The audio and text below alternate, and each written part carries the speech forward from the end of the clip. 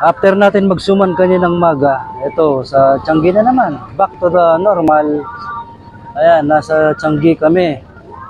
Uli, katatapos lang namin maglatag. Yan, may mga dumadating ng customer. May mga namimili na no, kahit paano. Nakabenta na rin tayo, no.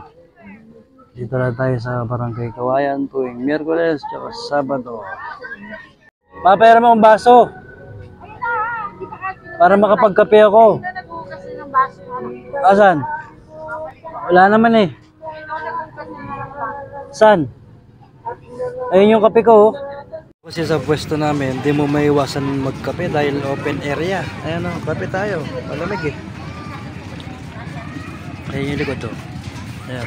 Oh. Tino-tino kasi ng motor na tahimik. Gusto nila maingay. Ano bang meron? Bakit gusto nila yung maingay, no?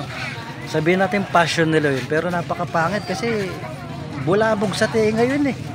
Lalo yung kasagsagan ng pagtulog mo. Bibira ng bibira, bomba ng bomba. Sa kanila passion yun, pero sa iba siyempre perwisyo, no? Kaya tama lang yan, no? Ayun, natsyempo sa Tiangge dito yung ano, anti-muffler. Ang daming nahuli, oh. Oh. Bulabog kasi yan eh, kaya perwisyo yung mga yan. Ayan, dito sa Barangay Kawayan ng City, na-implement na yung anti-muffler, no?